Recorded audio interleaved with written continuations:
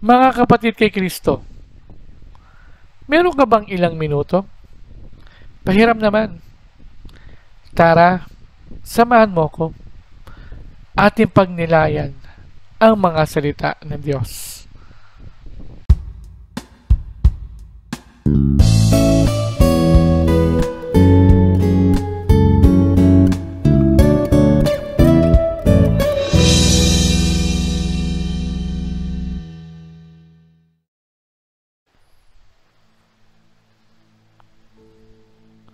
Ang mabuting balita ng Panginoon ayon kay San Lucas.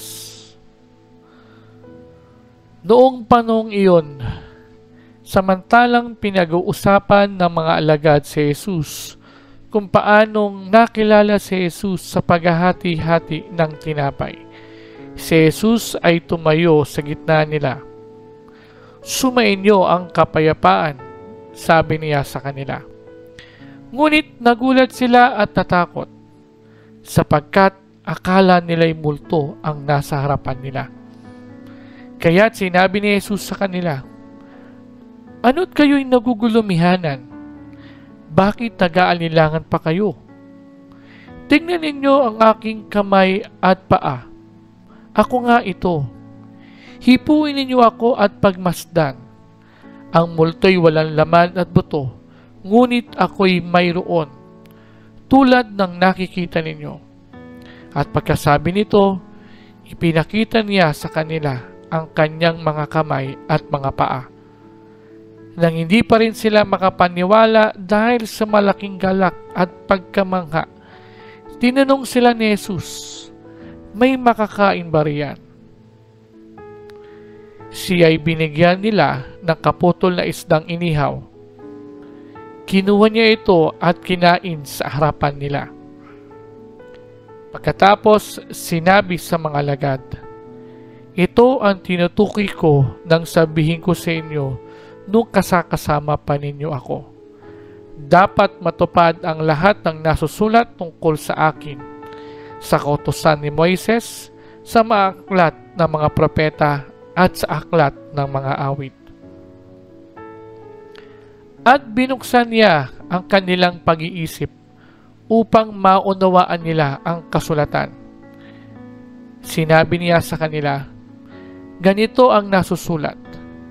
Kinakailangang magbata ng hirap at mamatay ang Mesiyas at muling mabuhay sa ikatlong araw.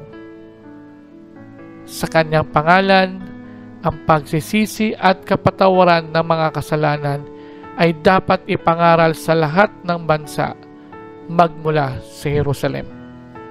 Kayo ang mga saksi sa mga bagay nito." Ang mabuting balita ng ating Panginoon.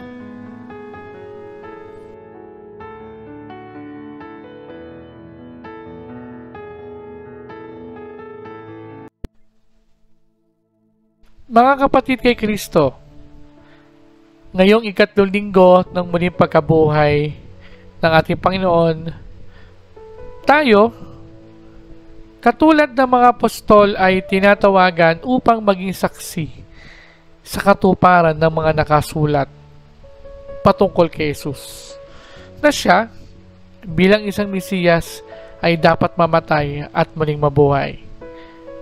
May mga pagkakataon na maaari tayong makaranas ng pagkagulat, pagkamangha at kagulumihanan o kaguluhan sa ating mga isipan.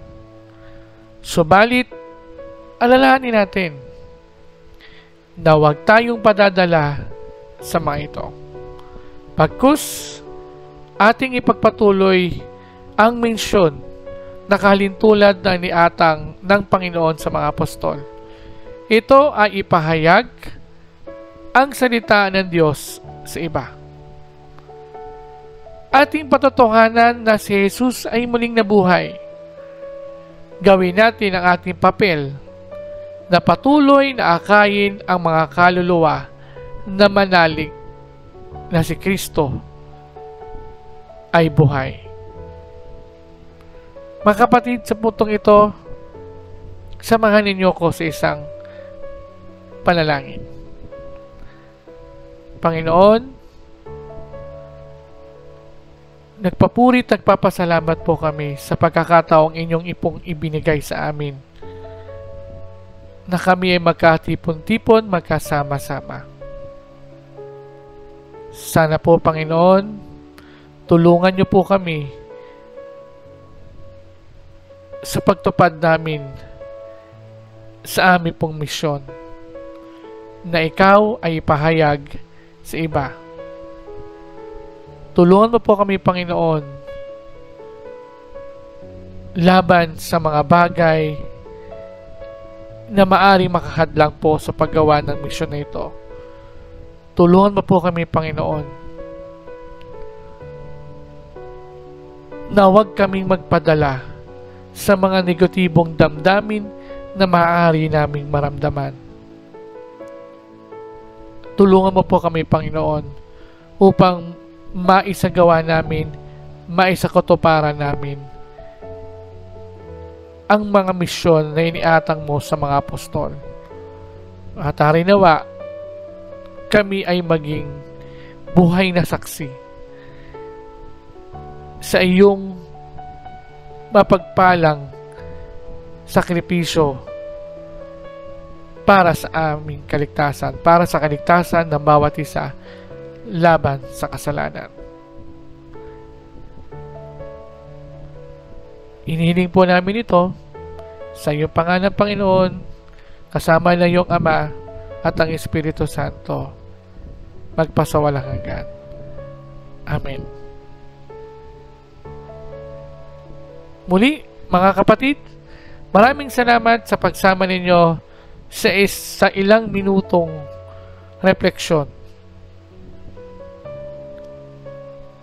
upang ating pag-aralan, pagnilayan ang dakilang sakripisyong ginawa ng ating Panginoon para sa kaligtasan ng bawat isa.